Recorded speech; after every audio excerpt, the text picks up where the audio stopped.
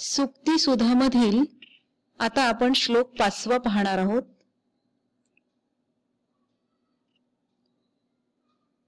यत्र नार्यस्तु पूज्यन्ते रमन्ते तत्र देवताः यत्र एतास्तु न पूज्यन्ते सर्वास्तत्राफलाः क्रियाः.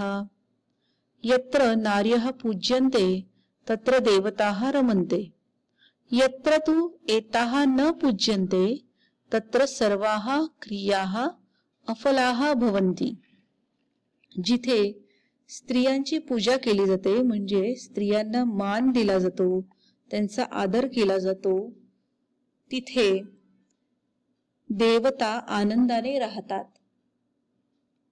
परंतु जिथे स्त्रियांना मान दिला जात नाही तिथे सर्व कार्ये निष्फळ होतात.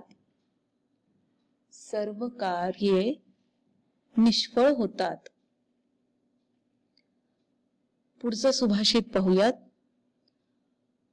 चातक स्त्री चतुरान पयकणान याचते जलधरम पिपासया सोपी पूरयति विश्वमंभसा हंत हंत महताम उदारताम. यदा चातकः पिपासया जलधरम त्रिचतुरान पयकणान याचते तदा सह मेघः अपि विश्वम अंभसा पूरयति हंत हंत कियती एषा महताम उदारता.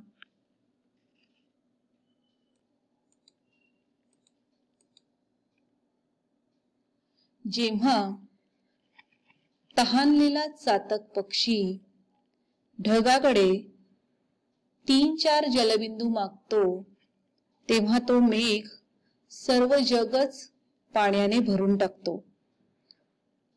वा वा, मोठ्यांचे केवढे हे औदार्य, महानतेचे केवढे हे औदार्य आहे. पुढचा श्लोक.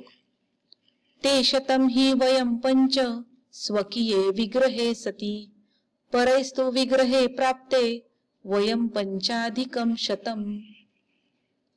युधिष्ठिर वदति स्वकीये विग्रहे सती ते शतम वयम हि पंच स्मः परैहि विग्रहे प्राप्ते तु वयम पंचाधिकम शतम स्मः.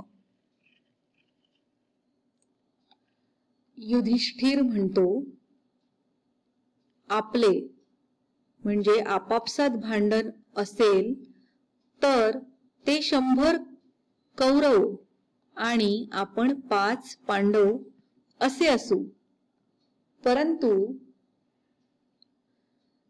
परंतु दुसऱ्याशी भांडण म्हणजेच युद्ध करायचे असेल तेव्हा आपण 105 असू. आपण 105 असू. पुन्हा एकदा अर्थ बघा. युधिष्ठिर म्हणतो आपापसात भांडण असेल तर ते 100 कौरव आणि आपण 5 पांडव. आपण 5 पांडव असे असू.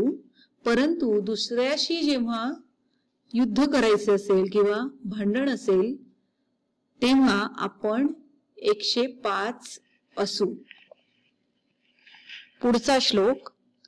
पठकः पाठकश्चैव ये चान्ये शास्त्रवाचकाः सर्वे व्यसनिनो ज्ञेया यः क्रियावान् स पंडितः.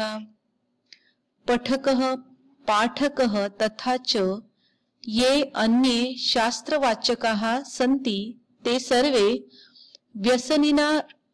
व्यसनिनः ज्ञेयाः यतः सः क्रियावान् यः क्रियावान् सः एव पंडितः अस्ति.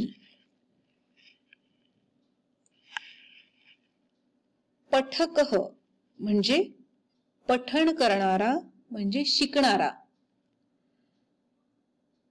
शिकणारा आणि शिकवणारा म्हणजे शिक्षक. शिकवणारा कोण? शिकवणारा शिक्षक. शिकणारा, शिकवणारा आणि जे इतर शास्त्रे नुसतेच वाचणारे किंवा शिकवणारे आहेत ते सर्व व्यसनी समजावे